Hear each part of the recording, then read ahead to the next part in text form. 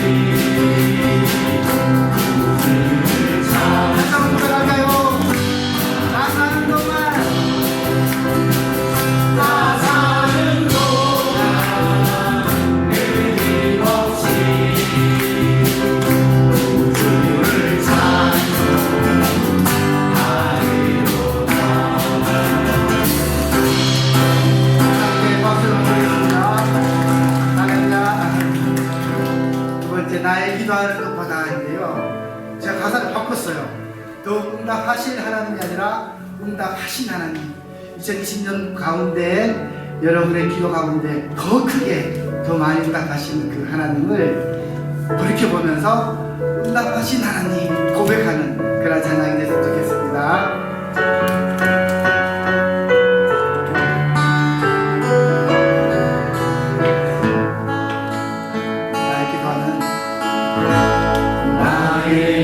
기도하는 것보다 더욱 응답하신 하나님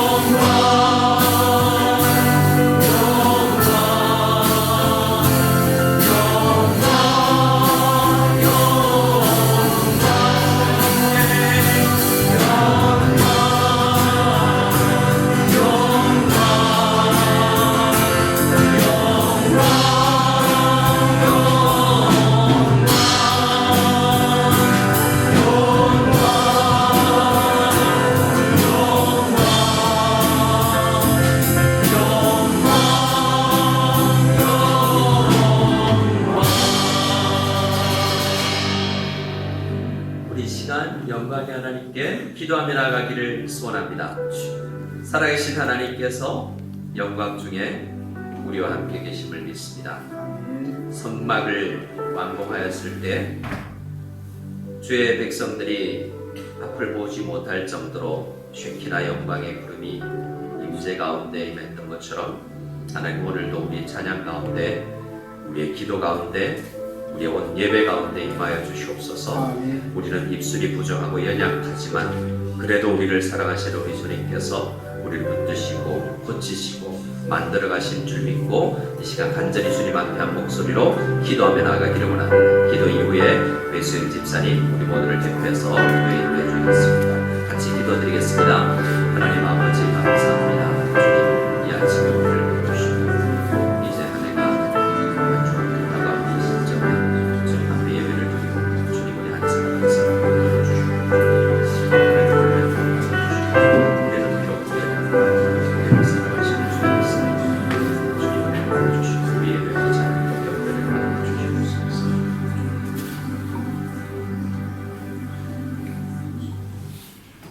거룩하신 하나님, 주님의 인자하심과 사랑이 오늘도 이 땅에 충만하게 하여 주셔서 이 땅에 백성 삼으신 저희들로 하여금 주님을 찬송하고 높여드리는 예배를 드릴 수 있게 하여 주심을 감사드립니다. 우리는 비록 부족하고 연약하나 자녀 삼아주시고 우리와 함께 하신다는 약속을 붙들고 이 땅에서 그리스도인으로서의 삶을 살아갈 수 있도록 하여 주셨습니다. 코로나로 인한 어려운 시기에도 이곳 예배 장소에서 주님을 위한 예배가 이번 주일도 느려지게 하여 주시고 올해 연말까지 이곳 장소를 사용할 수 있게 하여 주심에 감사드립니다. 주님의 승리하심을 믿사오며 주님의 보호하심과 인도하심이 주님의 백성들과 이 땅에 함께 있게 하여 주옵소서. 주님께서 이 땅에 오신 성탄절이 있는 주일입니다. 주님의 낮추심과 사랑하심의 은혜가 우리들 마음에 깊이 새겨지고 그 참 사랑을 배우고 깨달을 수 있는 귀한 주일이 될 수 있게 하여 주셔서 진정한 왕이신 주님을 높일 수 있게 되는 저희들이 되게 하여 주옵소서. 시공간을 초월하여 우리에게 오셔서 영원한 생명을 주신 주님을 찬양합니다.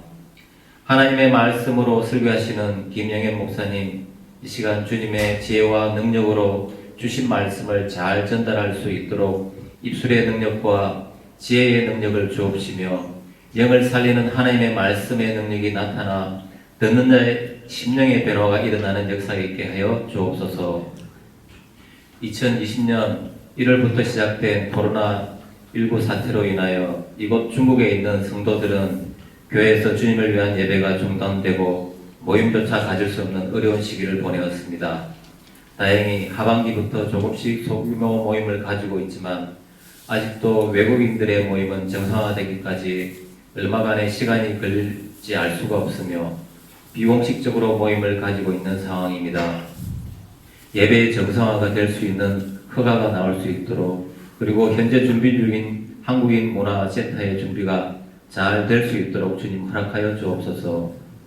하나님의 뜻이 그 장소와 예배를 통하여 이루어지게 하여 주옵시며 주님을 위한 청년들이 일어날 수 있는 귀한 곳으로 사용되게 하여 주옵소서. 요수아에게 주셨던 마음을 강하게 하고 담대게 하라는 말씀처럼 강한 믿음과 함께하는 그리고 또한 좌우를 잘 분별할 수 있는 지혜도 허락하여 주셔서 이 땅에서 주님의 말씀과 뜻을 감당할 수 있는 무속연합교회가 되게 하여 주옵소서. 2021년을 위한 각 부서를 섬길 일꾼들을 세워 주옵시고 각자 맡은 능력과 지혜대로 합력하여 선을 이루는 교회로 세워 주옵시길 간구드립니다. 전 세계적인 코로나19 사태로 인하여 점점 대면하여 소통할 수 있는 기회가 적어지고 있습니다. 막연한 공포와 두려움이 우리를 잠식할 수도 있지만 다른 대면 소통이기에는 모두 차단하더라도 주님과의 소통은 차단하지 않는 우리가 되게 하여 주셔서 오히려 오직 주님과의 시간을 더욱 늘려가는 귀한 시간들로 채워갈 수 있는 시기가 되게 하여 주옵소서. 찾는 자에게는 만나 주신다고 하신 주님, 항상 우리가 주님을 만나는 것에 기쁨을 누리는 자들이 되게 하여 주옵소서. 바쁜 생업의 가운데서도 교회의 운영을 위하여 노력하고 장소 설립을 위하여 각 분야별로 마음쓰고 수고하시는 목사님이야 부서장님들과 함께하여 주셔서 선한 길로 인도하여 주옵시고 맡은 바 직무를 잘 감당할 수 있는 능력도 허락하여 주옵소서. 성도님들의 생업 위에 축복하여 주옵시며 우리가 믿음으로 살아내는 성도의 삶을 직장과 가정에 세워나갈 수 있는 자들이 되게 하여 주옵소서. 육신의 연약함과 상처로 인하여 주님께 간구하는 손길을 기억하여 주옵시고 육신의 회복함과 은혜가 환우들 위에 있게 하여 주옵소서. 코로나 사태로 인하여 어려운 상황에 직면한 중국 내 교회들과 사역자들과 전도자들의 현 상황을 위로하여 주옵시며 하나님의 도움이 손길이 그분들께 있게 하여 기도드리며 또 훌륭한 사역을 감당할 수 있도록 모든 여건을 조성하여 주옵시길 간구하옵나이다. 귀한 찬양 찬송을 주님께 드리는 성도들의 마음을 기뻐 받아 주옵시며 성가대와 찬양단의 입술의 고백을 기뻐 받아 주옵시길 간구하오며 이 모든 말씀 우리의 구원자 되시며 왕이신 예수 그리스도의 이름으로 기도드립니다. 아멘.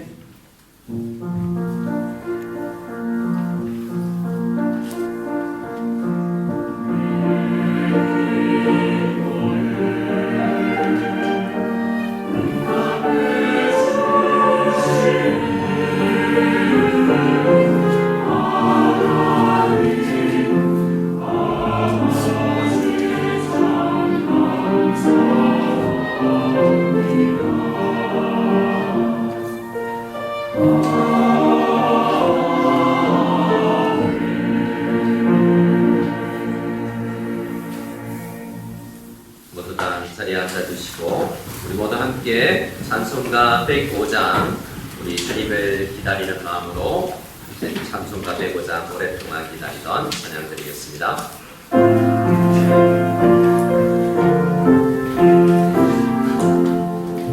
오랫동안 기다리던 주님 강림하셔서 죄에 매인 백성들을 자유 얻게 하시네.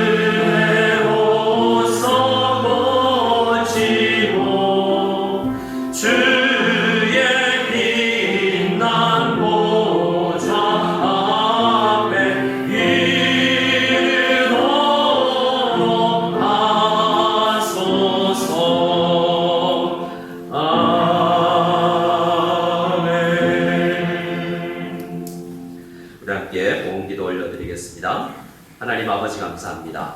이 시간 우리가 우리의 몸만 드릴 뿐만 아니라 감사의 제목을 주님 앞에 올려드리며 예배드리고 나아가게 하여 주심에 감사합니다.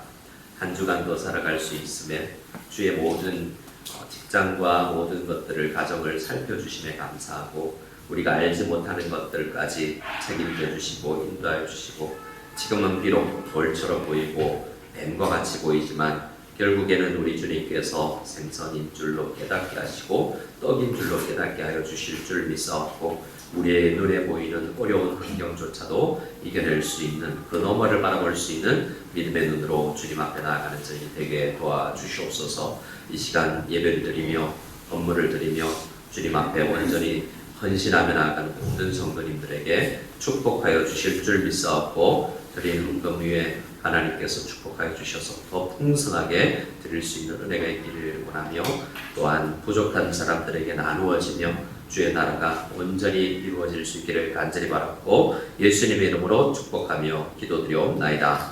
아멘. 우리 시간 성가대에서 놀라운 선물이라는 찬양으로 하나님 앞에 영광 돌리겠습니다.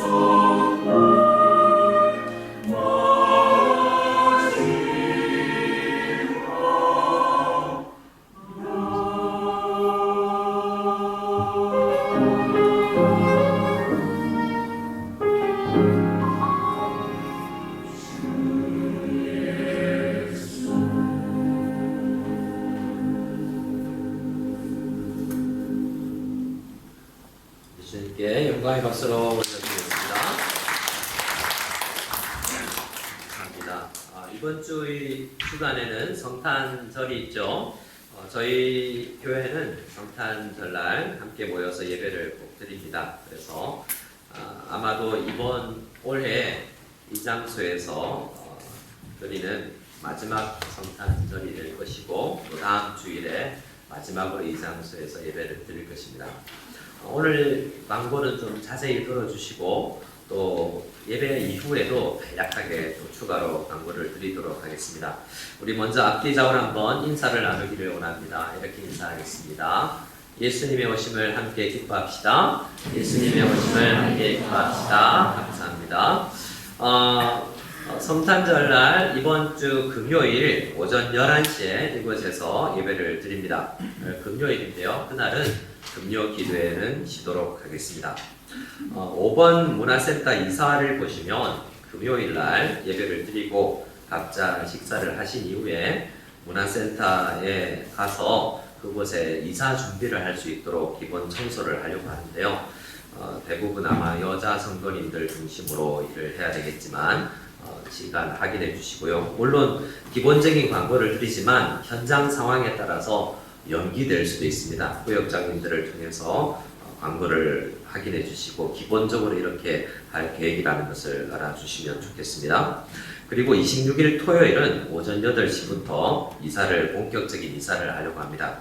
물론 오늘 예배를 폐하고 나면 방송 장비부터 다 떼어가서 이번 주에는 이설을 할 텐데요. 그래서 다음 주에는 최소한의 아마 의자 책상 정도만 있지 싶어요. 그래서 다른 부서실에 있는 스피커 조금 이동해서 이곳에서 조금 더 어려운 상황 가운데서 예배를 드려야 될 텐데요. 함께 다음 주일은 그래서 이사를 마친 다음이겠죠. 토요일날 이사를 하고 나서 주일날 이곳에서 모일 텐데 모이고 나서 이사 뒷정리를 할 수 있기를 바라고요. 또 문화센터에서도 물건 정리까지를 마치고 내년 2021년 예배는 그쪽에서 드릴 수 있도록 여러분 기도해 주시고 정상적인 생각하는 기간 안에 진행될 수 있도록 위해서 기도해 주시기 바랍니다. 물론 이사 모든 과정을 사람을 사서 이사센터를 통해서도 할 수 있지만 최대한 우리 성도님들 오셔서 손길을 주시면 좋겠고 오늘도 일부 물건을 떼고 또 조립하는 일들을 할 텐데 남자 성도님들의 10분 정도의 손길이 필요하다고 합니다. 관리부의 안내를 잘 받아서 이사해 주시면 좋겠습니다. 오늘 예배 후에 이곳에서 12시에 주일학교 예배를 마친 이후에 주일학교 수료식이 있는데 한 50여 명이 된다고 합니다. 물론 초등학생, 중학생, 고등학생 합쳐서 그런데요. 많은 자녀들이 수료를 하게 되는데 축하해 주셨으면 좋겠습니다. 우리 함께 말씀을 읽고 하나님 앞에 말씀을 읽고 말씀을 나누도록 하겠습니다.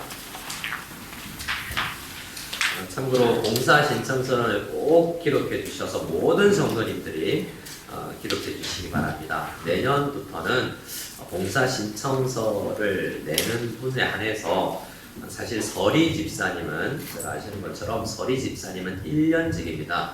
한국교회에서 한 번 서리 집사가 되면 어떤 교회를 가도 다 집사님이라고 불러주는데 그것은 교회의 원칙과 맞지 않고요. 그래서 1년 지나고 봉사를 내려놓으면 1년 뒤후에는 집사 직분을 내려놓는 것이 맞습니다. 그래서 내년에 봉사를 꼭 하셔서 집사로서의 사명을 다 감당할 수 있기를 바라고 각 구역장님들에게 봉사 신청서를 제출해 주시면 감사하겠습니다.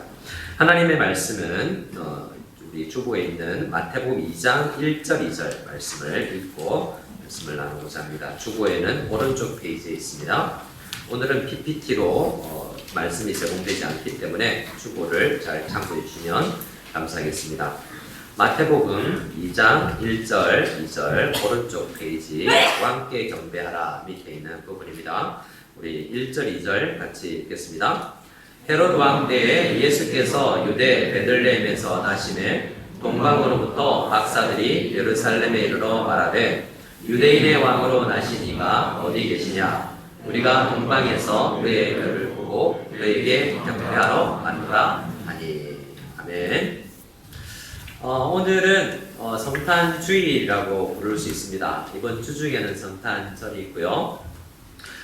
근데 꽃이 성탄절 분위기에 맞게 준비되어 있지만 우리 교회는 지금 크리스마스 트리는 장식되어 있지 않죠. 제가 부임하고 나서 여러 번 매년마다 성탄절이 되면 이 성탄 트리에 대해서도 이야기를 하는데요. 올해도 여러분들 각 가정의 위챗 모멘트들을 보면 가정에도 직장에도 크리스마스 트리를 장식해 놓으신 것을 봅니다. 그 의미가 뭔가라고 생각해 보면 잘 모르는 경우가 참 많아요. 크리스마스 트리를 왜 하죠? 이쁘잖아요. 그러면 뭐 꼭 크리스마스 때만 할 필요 있어요? 늘 하면 되는 거지.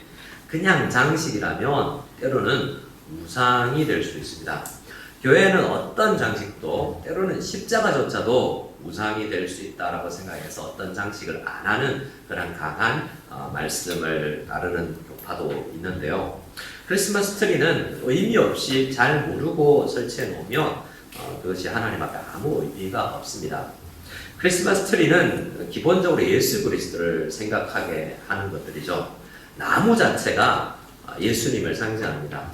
어떤 책에는 신학자는 나무에서 나무까지 에덴 동산에 나무들이 있었는데 요한계시록 마지막 장에도 이런 생명의 나무가 나오거든요. 그래서 나무에서 나무, 생명을 어디에서 얻느냐면 예수님께서 달리신 그 십자가, 나무로 된 십자가, 그 십자가의 나무라는 의미 속에서 예수님 자체를 생각하게 해요. 나무, 많은 나무 이미지가 있는데요. 연한 순, 그리고 이런 잎의 줄기, 이런 모든 표현에서 예수님이 나무 자체가 나무를 바라보면서 예수님을 생각하는 것이 옳습니다. 근데 크리스마스 트리 아무거나 막 달아요. 근데 이뻐 보이는 건 다 달아요. 근데 초기에는 그렇지 않았습니다. 초기에 크리스마스 트리를 달아야 되냐 말아야 되냐, 교회에 설치해야 되냐 말아야 되냐라고 이야기를 할 때 처음에는 초를 만들어서 전기가 없을 때부터 달았기 때문에 빛으로 오신 예수님이라고 해서 초 모양을 달기도 했고요. 또 빛으로만 오셨으니까 장미 모양을 달아서 샤론의 꽃 예수, 그리고 우리의 생명 되신 분을 이야기하기도 했습니다. 또한 과일을 달기도 했고 빵을 달기도 했어요. 그것이 변화돼서 막대 사탕 이런 걸로 변했는데요. 생명의 떡으로 오신 예수님, 모든 것이 예수님과 관련이 없는 것들을 그렇게 장식하는 게 아니에요. 이뻐 보이려고 하는 게 아니라는 거죠. 그렇듯이 우리는 교회는 예수님을 깊이 생각하는 그러한 단체고 기관이지 않습니까? 예수님이 빠진 신앙은 바른 신앙이라고 할 수 없습니다. 우리 소열이 문답 진행 과정에서 이제 2번 남았는데요. 네, 그것을 잠시 보류하고 오늘은 예수께서 오심에 대해서 함께 묵상을 할까 합니다. 우리 주보, 우리 제일 첫 번째 우리 창세기 말씀인데요. 제가 창세기라고 빼놓았는데 창세기 말씀을 같이 한번 읽어보겠습니다. 창세기 1장 26절 말씀입니다. 같이 26절 같이 읽겠습니다. 하나님이 이르시되 우리의 형상을 따라 우리의 모양대로 우리가 사람을 만들고 그들로 바다의 물고기와 하늘의 새와 가축과 온 땅과 땅에 기는 모든 것을 다스리게 하자 하시고. 자, 창세기 말씀부터 시작해서 오늘 마태복음에 있는 내용을 함께 나눌까 하는데요. 저를 한번 따라해 주시기 바랍니다. 사람은 왕으로 지어졌습니다. 하나님의 계획 가운데 사람들은 온 땅을 다스리는 왕의 존재예요. 왜냐하면 하나님께서, 삼위일체 하나님께서 논의하시면서 생각하시면서 창세전에 플랜을 짜고 설계부터 하셨거든요. 하나님께서 생각하면 다 되는 거예요. 하나님의 계획은 안 이루어지는 게 없지 않습니까? 그래서 하나님의, 삼위일체 하나님의 생각 가운데 순서별로 이 모든 세상이 있고 특별히 지구가 있고 그 위에 존재할 육축과 모든 생물들이 있고 그 정점에 뭐가 있냐면 사람이 있습니다. 사람을 뭘 하는 존재냐? 많은 설명을 하지 않고 26절에서는 우리가 사람을 만들고 그들로 사람이 뭐 해야 되는 존재냐면 바다의 물고기와 하늘의 새와 가축과 온 땅과 땅에 기는 모든 것을 무엇하게 하자? 다스리는 존재로 그들을 세우자라고 그들의 사명을 왕의 존재로 준 거예요. 자, 그러면 우리 왕이면 아무거나 할 수 있죠. 어떤 사람들은 왕이라면 그 나라 안에 있는 모든 것을 함부로 할 수 있는 거라고 생각해요. 근데 그건 왕의 바른 자세가 아닙니다. 왕은 나라를 잘 다스려야 되죠. 백성들을 아름답게 모든 지구 환경도 마찬가지여서 정말 하나님께서 원하시는 방식으로 다스려야 돼요. 근데 우리는 그 이후에 아담이 그 사명을 감당하지 못하고 이 왕으로서의 사명을 상실하고 종처럼 살아가는 것을 보고, 또 왕은 잘 다스려야 되지만 오히려 세상을 파괴하는 것을 봅니다. 여러분 잘 보세요. 왕컷 똥주인 사시는 분들 분리수거하고 계신가요? 편해요? 어려워요? 좋아하는 분들도 계시더라고요. 근데 시간을 맞춰서 내야 된다는 걸 좀 어려워하는 분들도 계시더라고요. 그 시간 내지 못하면 못 버리니까 시간 놓쳤네, 내일 내야지. 그래서 나가다가 이 길거리에 있는 쓰레기통에다가 버리기도 하고 뭐 이렇게 한다는 이야기를 들었어요. 자연 보호를 잘 하지 않는 거죠. 저도 참 그런 거 잘 되지 않는 경우가 많습니다. 우리는 어릴 때 아이들을 키우면서 침을 땅에 뱉으면 땅이 아야해 이렇게 해서 그렇게 함부로 자연을 덜보는 게 아니다라고 아이들을 가르치잖아요. 하나님께서는 이 자연 만물도 우리에게 다스리라고 하셨거든요. 땅이 아파할 수 있도록 하는 게 아니라고요. 우리가 돼지고기, 소고기 좋아하지만 많은 분열을 배출하는 그러한 육축을 산업을 통해서 땅이 망가지고 있지 않습니까? 그래서 일본 같은 나라는 육축을 거의 하지 않고 땅을 보존하려고 한다고 해요. 하지만 또 이 뉴클리어, 핵 때문에 또 어려움을 겪고 있죠. 하나님은 우리에게 땅과 땅에 있는 모든 육축들을 다스리는 사람으로서 우리에게 왕으로서의 사명을 줬는데, 오늘 우리의 현실을 보면 생각하지 않고 막 살아요. 그렇지 않습니까? 대부분의 사람들이 다스리는 존재가 아니라 그냥 적당하게 살아가는 거죠. 그래서 우리는 하나님께서 모든 사람에게 주신 다스리는 사명, 이 사명을 잘 감당하지 못하고 오히려 이 이야기를 가지고 사람들을 억누르고 억압하는 것으로 하나님께서 주신 다스림의 사명을 오히려 잘 지키지 않고 역으로 지키는 모습을 보게 되는 겁니다. 자, 하나님께서는 이렇게 우리를 왕으로 만드셨다는 거예요. 근데 문제는 왕이면 모든 것을 다 할 수 있는 왕이냐? 그게 아니라 하나님이 왕이시다라는 것을 드러내시기 위해서 하나님과 차이 나는 것, 나의 다스림을 받는 왕이다라고 해서 선악을 알게 하는 나무의 실과를 먹지 마라는 명령을 주셨어요.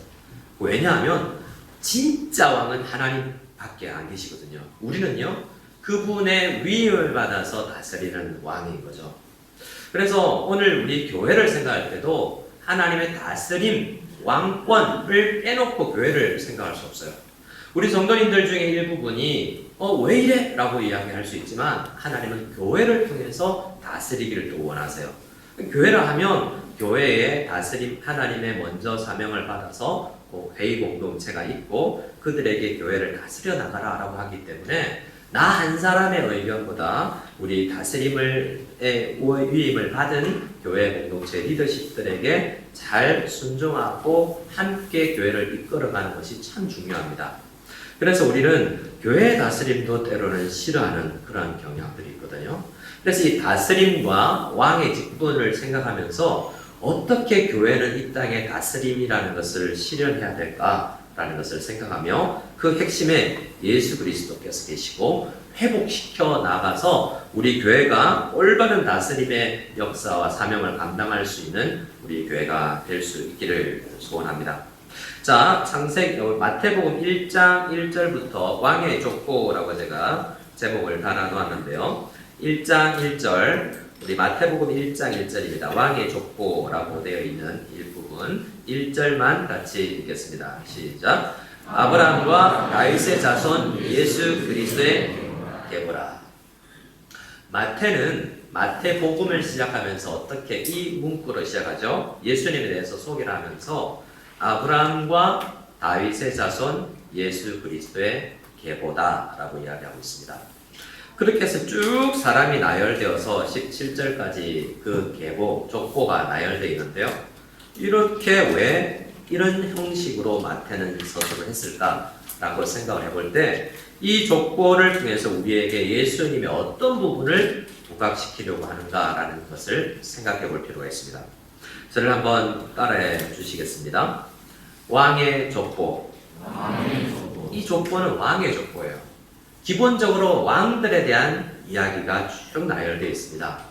아닌데요, 아브라함은 왕이 아니지 않습니까? 라고 이야기하는 분이 계실 줄 몰라요.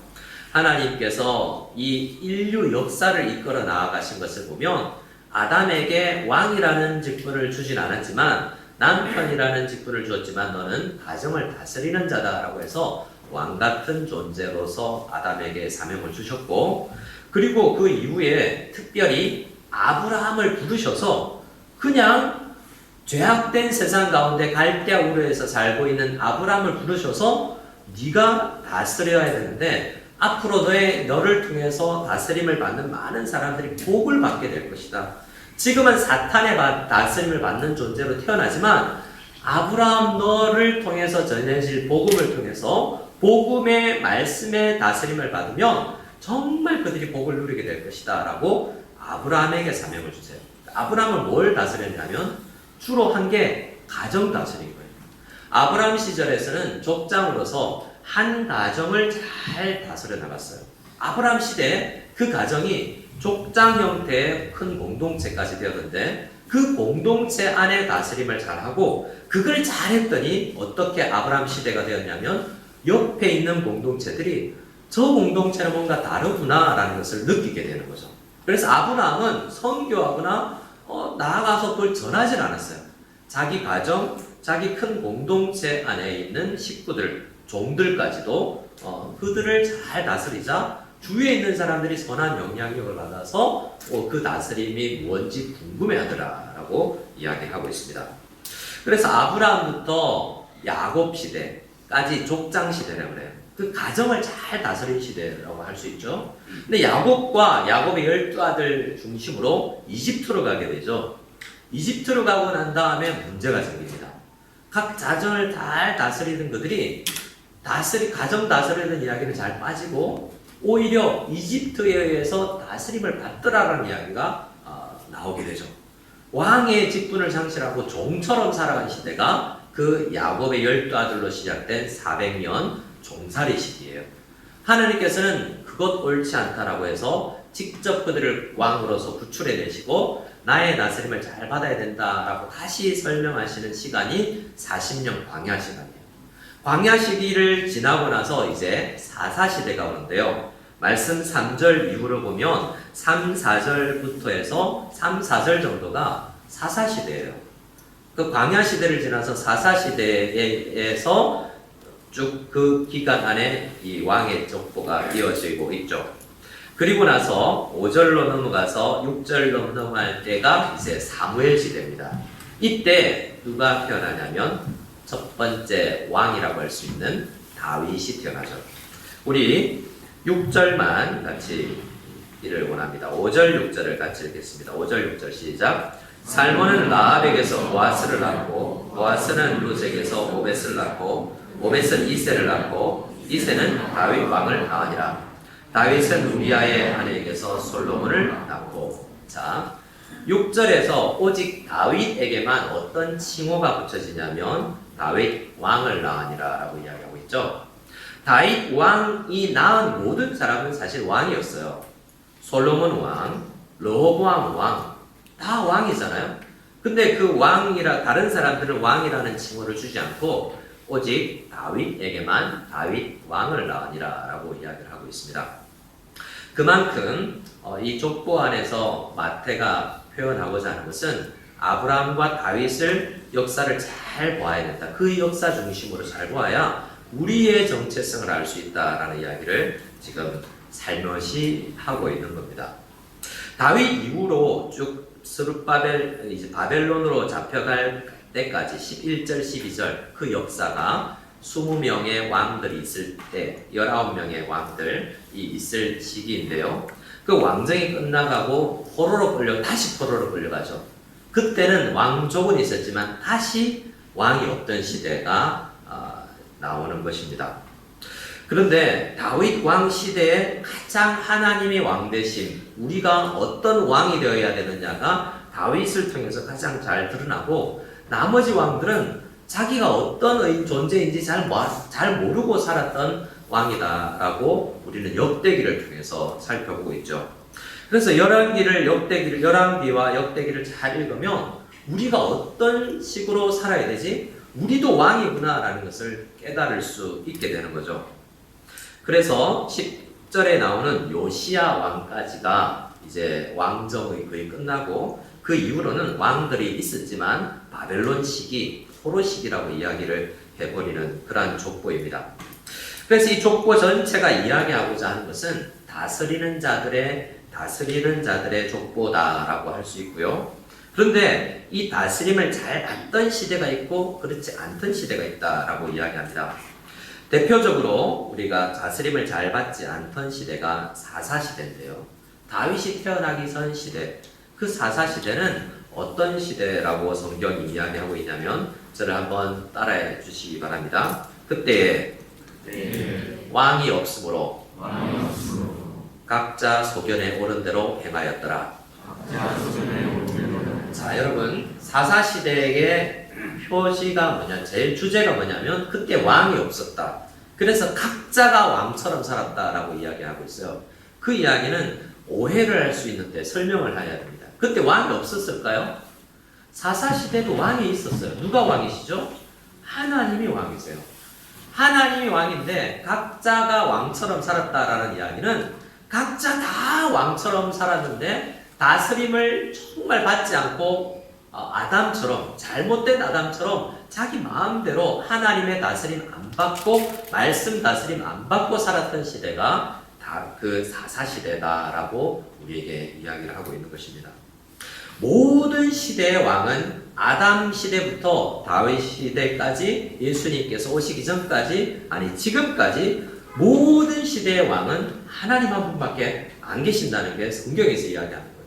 그런데요, 우리는 다 왕으로 부르심을 받았다는 거예요. 성경에 보면 다윗처럼 그나마 그 위임받은 왕으로서의 통치를 잘했던 시기가 있고, 사사시대처럼 정말 그 하나님의 위임받은 왕으로서의 사명을 상실하고 자기 마음대로 살아갔던 그 시대가 또한 성경에 기록되어 있는 겁니다. 그래서 예수님께서 오시기 전 모든 시대는 하나님께서 왕의 사명을 다하라고 부름 받았으나 부름받은 사명을 잘 못했던 사람들의 이야기, 가끔 요시야 왕이나 다윗 왕이나 히스기야처럼 하나님 앞에 그 다스림에 복종하고 내가 정말 내 마음대로 살았구나.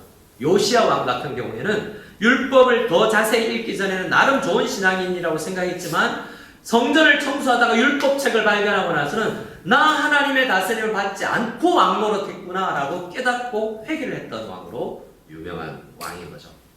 그래서 오늘 우리가 이 말씀을 통해서 예수님의 나심을 생각할 때 다시 우리의 존재를 생각하기 전에 예수께서 왕이라는 생각, 그리고 예수께서는 우리를 어떤 존재로 부르셔서 어떻게 살아가기를 원하시는지 이 부분에 대해서 다시 생각해야만 이 땅의 왕으로 오신 예수 그리스도의 그 오심의 의미, 목표를 우리가 이룰 수 있게 되는 것입니다.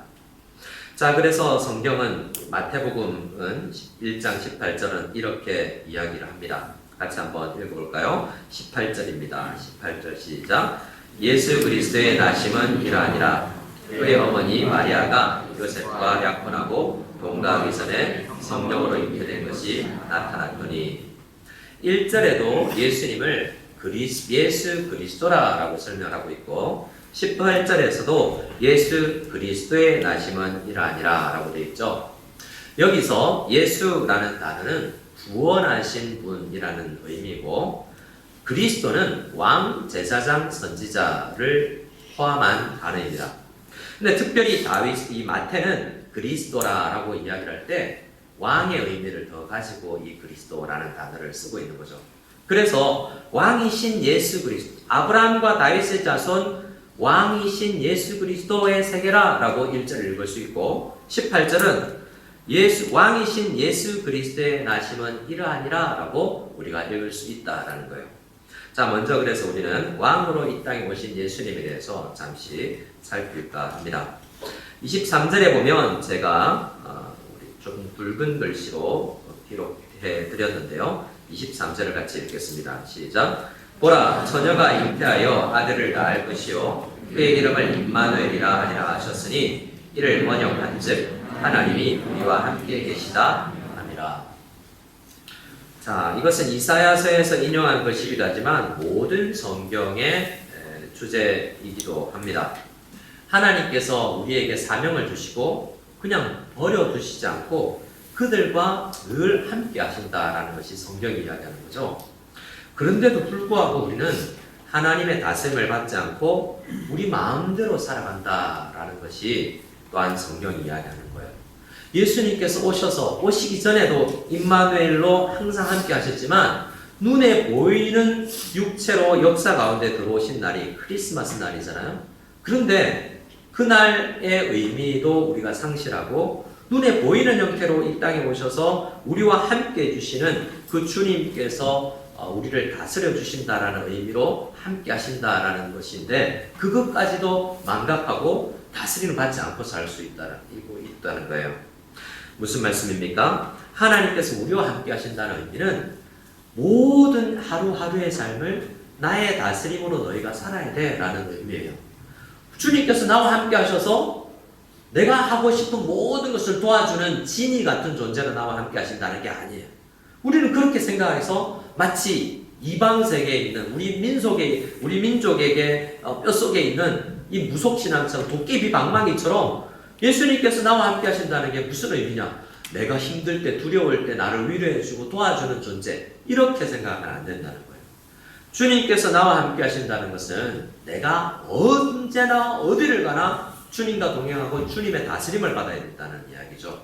그런데 그 다스림을 받지 않고 언제나 어디를 가든지 교회나 신앙생활 할 때 빼고 늘 내 마음대로 살아간다는 것은 사사시대나 마찬가지일 수 있다는 겁니다. 늘 하나님께서 우리와 함께 하시며 너 자녀 키울 때 자, 내가 왕이야.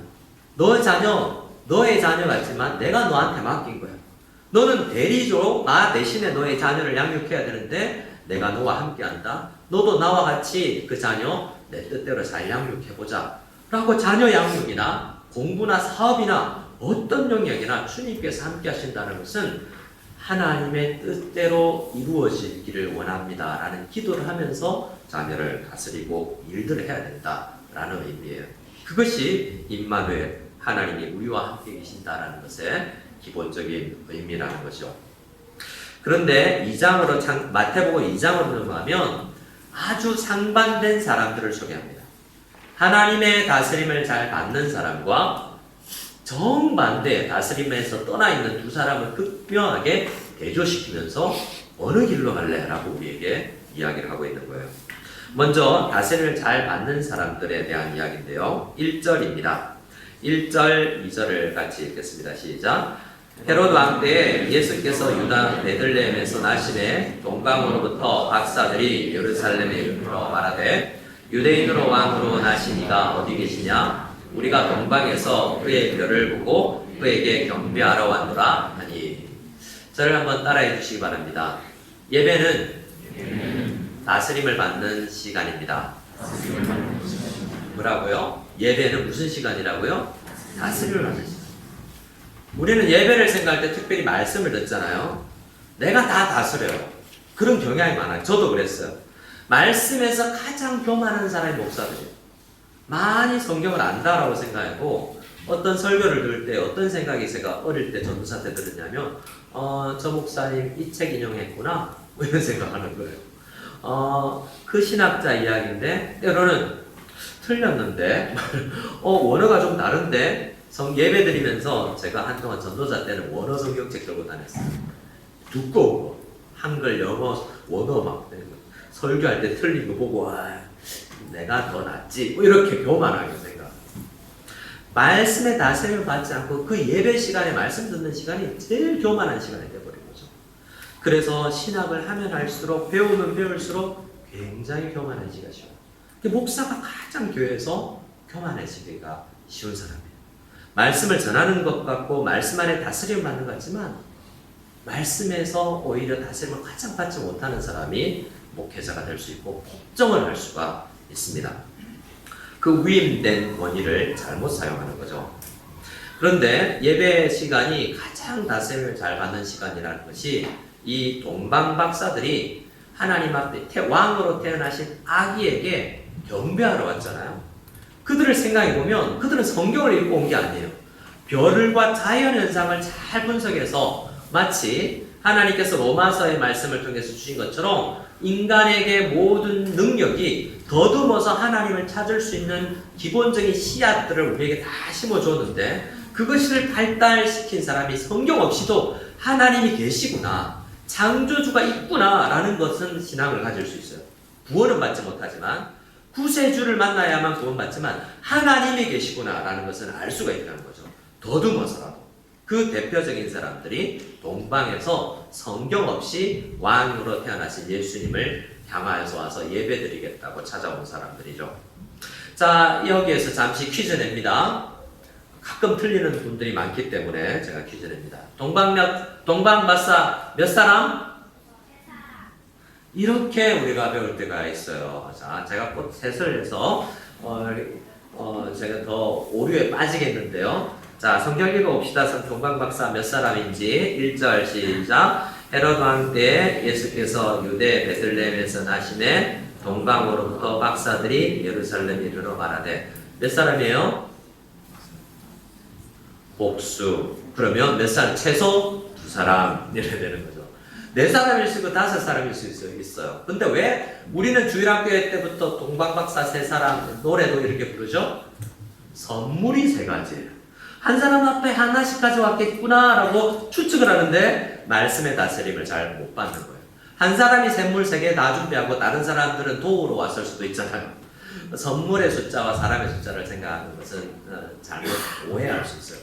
그래서 우리 말씀의 다스림을 받는다는 것은 그냥 내 생각대로 3사람 그냥 다른 사람들이 다스리던 것 가르치는 것을 막연히 생각하는 게 아니라 말씀을 늘 살피면서 하나님 오늘은 이 말씀 가운데 나를 어떻게 다스려 주십니까? 잘못 알고 있는 것을 고치라고 말씀하는군요. 다스림을 받겠습니다. 동방박사 3사람이 아니군요. 여러 사람이군요. 라고 생각하는 것도 다스림을 받는 거예요.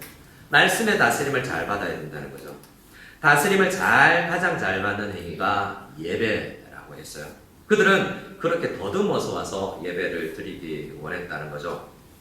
그들이 와서 어떻게 질문을 하느냐 하면 2절입니다. 유대 땅 베들레헴에서 왔는데 그들이 베들레헴으로 온 것이 아니라 우선 왕으로 유대 땅까지는 왔는데 별이 아마도 예루살렘 근처까지는 온 것 같아요. 아직 베들레헴까지 인도함을 구체적으로 받지는 못했어요. 왜요? 말씀이 없으니까 아주 구체적 인도와 다스림을 받지 못하는 거죠. 대략적인 다스림을 받지만 더 자세하게는 그 자연현상과 더듬어서의 다스림을 받지 못하는 거예요. 그래서 당연히 추측을 합니다. 그 다음부터는 왕으로 태어났다면 유대 땅의 왕이라면 왕이 어디 살지? 수도 예루살렘에 살겠구나 라고 생각하고 예루살렘에 찾아와서 왕궁으로 찾아온 거죠. 그래서 그때 당시의 왕인 예루살렘에서 왕하고 있는 헤롯에게 와서 아들 혹시 낳습니까? 라고 물어본 거예요. 자, 2절입니다. 2절 같이 읽겠습니다.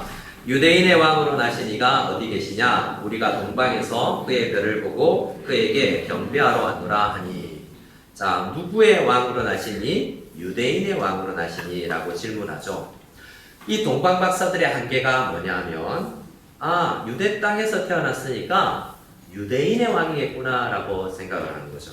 그러나 우리가 아는 것처럼 그들은 한계가 있어요. 말씀이 없기 때문에. 예수님은 어떤 왕이세요? 유대인들의 왕이 아니에요. 유대 혈통으로 태어났지만 온 세상과 모든 만물을 다스리는 왕이에요. 유대인의 왕으로 태어나셨다면 우리 한국 사람들의 왕은 아니죠. 유대인의 왕이 아니라 이거 유대인의 왕으로 나시니까 어디 있느냐 라는 질문 속에서 말씀의 다스림을 잘 받지 못하는 사람의 한계를 우리가 보는 겁니다. 그런데 오히려 말씀을 모르는 사람들은 더 소동이 납니다. 3절을 보면 헤롯과 온 예루살렘이 듣고 뭘 한지라? 소동한지라. 뭐지? 이 사람들의 뭔가 용해 보이는 신령해 보이는 동방박사들이 왔는데 아들이 태어났다라고 이야기하는데 헤롯은 최근에 왕비와 후궁들에게도 자녀가 태어난 적이 없거든요. 무슨 일이야? 누가 왕궁에 영모다. 이건 쿠데타다라고 생각해서 난리가 나는 거예요. 아들 태어난 적이 없는데 후궁들 후빈들 다 찾아봐 라고 해서 난리가 난 거예요. 그래서 4절에 왕이 모든 대제사장과 백성의 서기관들을 모아서 그리스도가 어디에서 나겠느냐라고 물어요. 누가 물어요? 헤롯 왕이 대제사장과 백성의 서기관들, 성경 잘 아는 사람들을 불러서 질문을 어떻게 하냐면 그리스도가 어디에서 나겠냐 묻고 있죠. 이 헤롯 왕에게서 우리는 뭘 보냐면 말씀을 어설프게 아는 한 사람, 다스림은 안 받지만 성경 공부는 많이 한 사람, 그런 사람을 보는 거예요. 이 질문 속에 뭐냐면 나중에 보지만 그리스도가 태어나면 나는 지금 유대 땅을 다스리는 형식적인 왕이지만 진짜 왕이 이 땅에 오시는구나 라는 것을 믿고 그의 다스림을 받겠다는 자세가 아니라 진짜 왕이 오면 죽여버려야지 라는 생각으로 지금 이 헤롯은 질문하고 있는 거예요. 근데 뭘 알아요? 그리스도라는 단어도 알고 있잖아요. 나름 성경 공부를 한 사람이에요. 그랬더니 이 사람들이 대답을 합니다. 5절입니다. 5절 6절 같이 읽겠습니다. 이르되 유대 베들레헴이오니 이는 선지자로 이렇게 기록된 바 또 유대 땅 베들레헴아 너는 유대 고을 중에서 가장 작지 아니하도다.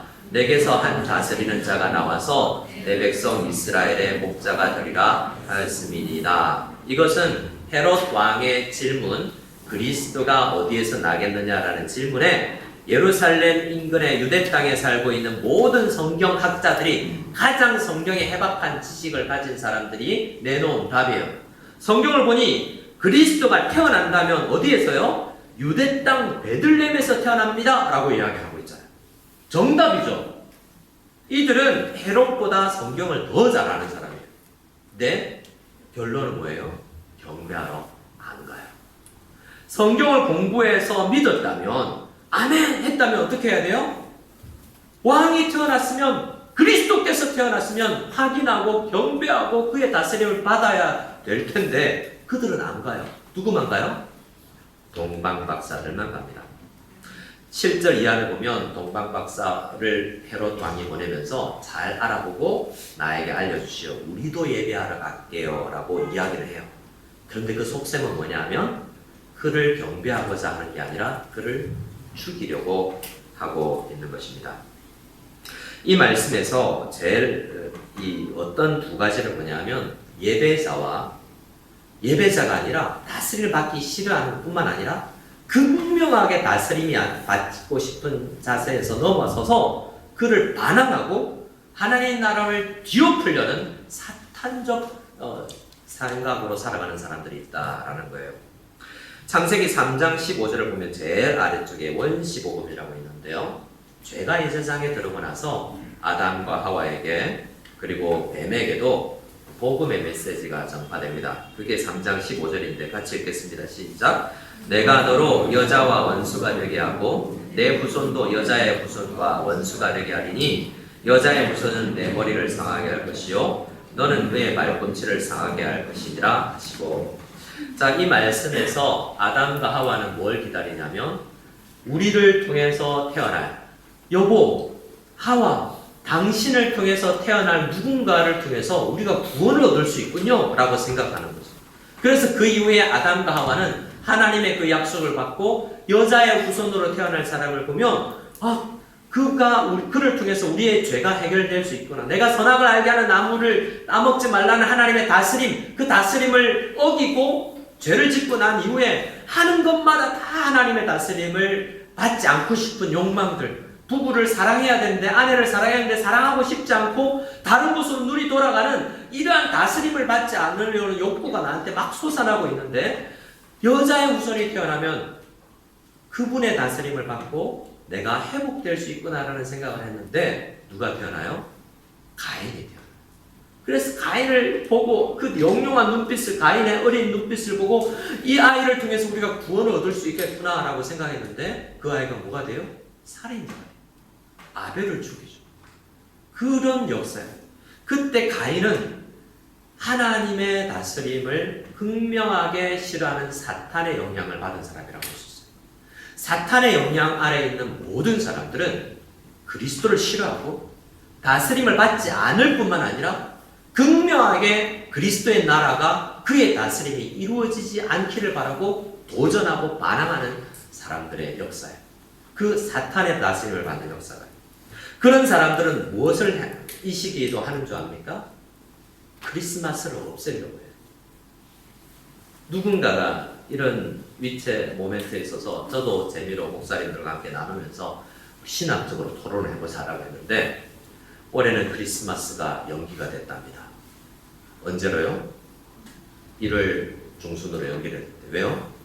크리스마스 이 산타크로스가 외국 사람인데 중국에나 오면 거리를 해야 되기 때문에 14天 거리하고 중국에는 28일 해야 되기 때문에 이 격리를 하고 오려면 그러면 계산해 막 산타가 한 사람이라면 우리 애들하고 막 한 사람이라면 이 나라고 저 나라고 막 가야 되는데 이렇게 올해 2021년 안에 안 되겠는데 라고 이야기를 막 하더라고요. 그럼 나라마다 한 사람씩 갈 수 있다. 그러면 적어도 그럼 크리스마스 연기된 건가? 이런 이야기는 전혀 비신학적인 이야기죠. 크리스마스는 산타가 오는 날이 아니에요. 예수 그리스도께서는 이 격리에 해당되시는 분이 아니고 이미 오셨거든요. 그리고 다시 오실 날을 우리가 기다리는 거지. 산타크로스 선물 기다리는 날은 성탄이 아니잖아요. 이건 어떤 의미에서 성탄을 희석시키는 이야기며 우리는 성탄 중국 땅에서 많은 지역에서 캐롤과 성탄에 있는 관계되는 노래도 잘 듣지 못하게 만드는 것도 있어요.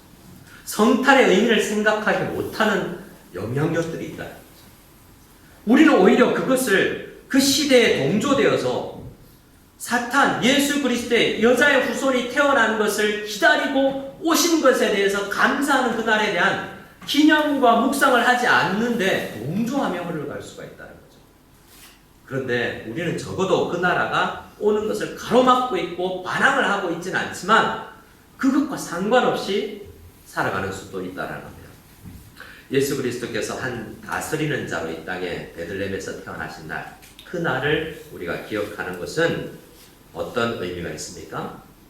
자, 6절 말씀을 다시 보면 학자들이 마태복음 2장 6절에 학자들이 당시 가장 뛰어난 학자들이 설명하는 거예요.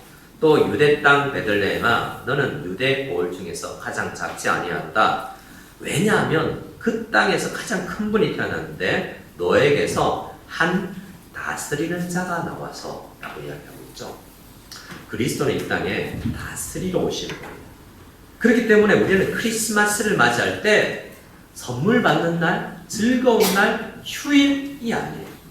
그날은 가장 크게 우리 주님께서 나를 어떻게 다스리기를 원하실지, 하늘에서 하나님의 뜻이 이루어졌듯이 나를 통해서도 하나님의 뜻이 이루어질 수 있도록 내가 순종하는 사람이 되고 싶습니다라고 간절히 고백하는 날이에요. 그런데 그 다스림을 다 잊어버리면 각자가 왕처럼 크리스마스를 살아갑니다. 올해 크리스마스를 어떻게 여러분 계획을 하셨습니까? 휴일이니 중국은 휴일이 아니죠. 한국은 많은 사람들이 휴일에서 예배가 아니라 우리 이날 잘 됐다. 우리가 예배로 모이지도 못하니 한국에서는 휴일이니 놀러 가자라고 숙박업소 예약이 굉장히 많아진대요. 그것은 그날에 그곳에서도 말씀 묵상하고 잘 할 수 있지만 그날에 다스림을 받을 때 뭘 해야 되지라고 각 교회와 가정에서 생각하면 많은 일들을 할 수가 있습니다. 우리 교회는 성탄절날 지금 계획으로는 문화센터를 좀 청소를 합시다 라고 생각되면 교회를 설립하고 세우고 나아가는데 굉장히 중요한 다스림을 받는 행위라고도 생각해요. 각 가정에서 청소 안 오셔도 돼요. 크리스마스 트리 앞에서 아이들에게 그 의미를 설명하며 예배드리며 말씀을 나누는 자녀를 말씀으로 다스리는 것을 실천해보는 날이 되기도 하죠. 그날은 올해 크리스마스는 무엇보다도 다스림이라는 주제를 그래서 생각했으면 좋겠습니다. 그 다스림을 잘 받는 날이 되었으면 좋겠다는 것입니다. 그 극명하게 반대에 서 있는 사람이 헤롯인데 그 말씀만 잠시 나누고 말씀을 마치고자 합니다.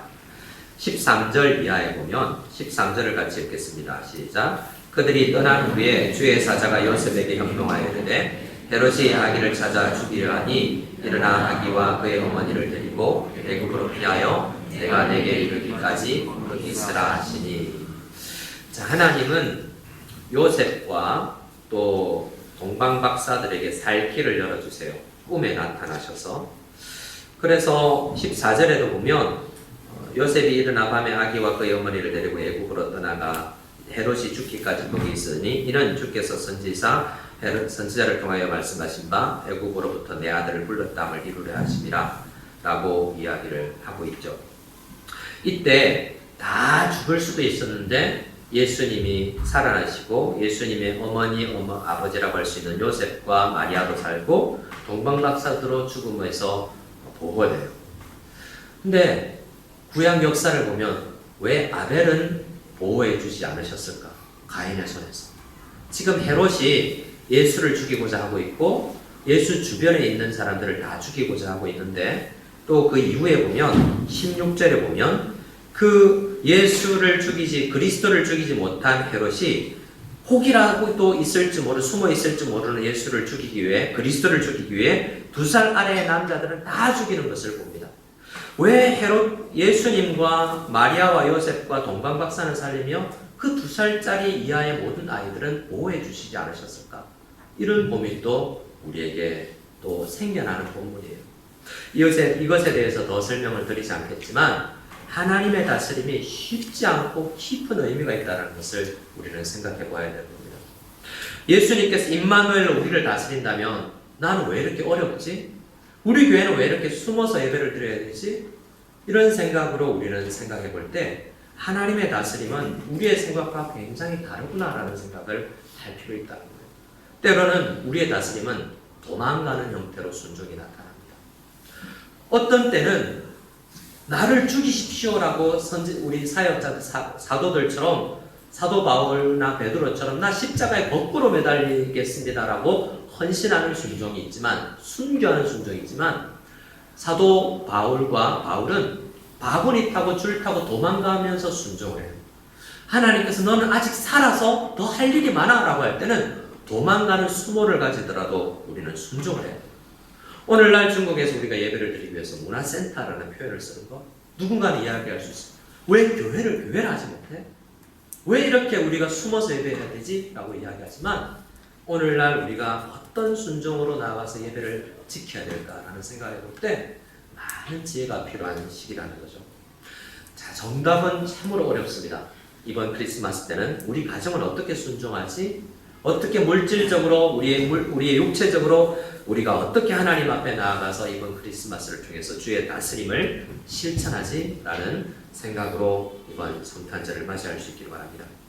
베드로서 2장 9절은 제가 인용해 드리지 않았지만 성경에서 이렇게 이야기합니다. 오직 너희는 택하신 족속이요 왕같은 제사장들이요 거룩한 나라요 그의 소유된 백성이다 라고 말합니다.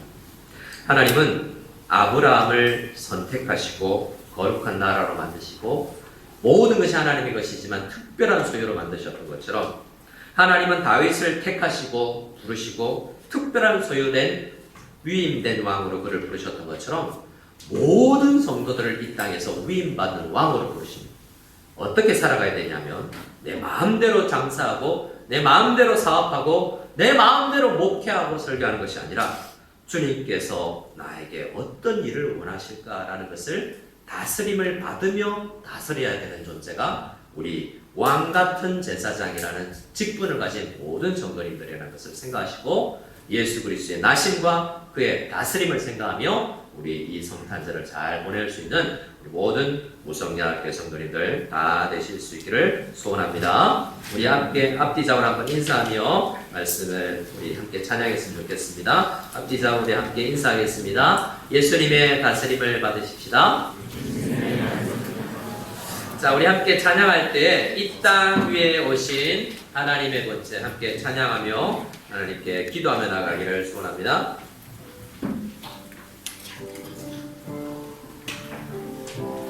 키보드 음량을 좀 주시기 바랍니다.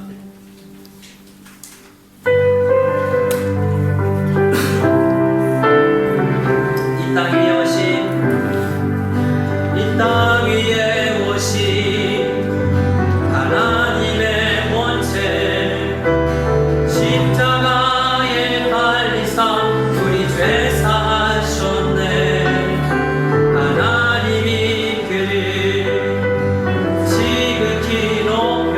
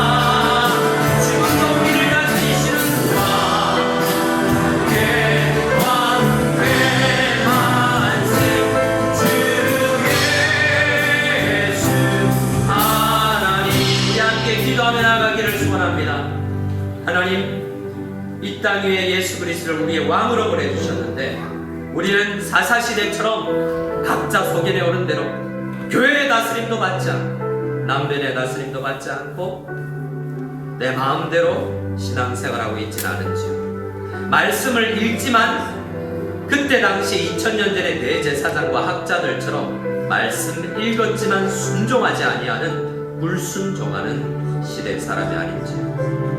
예배할 수 있는 조건에서도 동방박사들처럼 멀리도 나와서 예배를 드리며 예배하는 사람도 있지만 예배가 소홀해져서 다스림을 받지 못하는 우리가 아닌지요. 우리 주님 앞에 우리 자신을 간절히 겸손하게 하며 주님 오늘 나를 다스려 주시옵소서. 우리 가정과 교회와 직장과 이 사회를 살아가면서 정말 어렵고 힘겨운 일이 있을지라도 주님의 다스림에 순종하며 결단하며 살아가는 오늘이 될 수 있기를 소원합니다.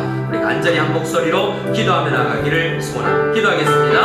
하나님 아버지 주의 다스림을 받기를 소원합니다. 예수 그리스도께서 이 땅에 다스리는 자로 오셨습니다. 그 다스림을 받지 않았던 반대기로 나갔던 사단의 길로 나갔던 때로도 받지 않았던 당시의 성경학자들 처럼이 아니라 동방에로부터 경배를 하고자 주님 앞에 더듬어 나오는 그들처럼 아버지 말씀을 잡고 말씀에 순종을 받아 하나님의 다스림을 받아 교회 안에서 가정 안에서 세상 가운데 직장에서 주의 다스림을 실천할 수 있는 주여 이 크리스마스를 통해서 주의 다스림이 온전히 회복될 수 있는 예배가 되게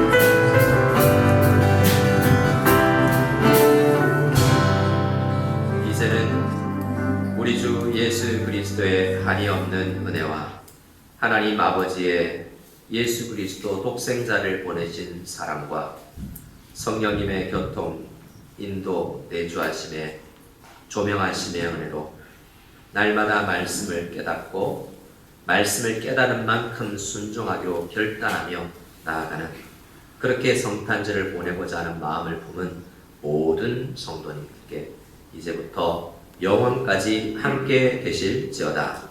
아멘.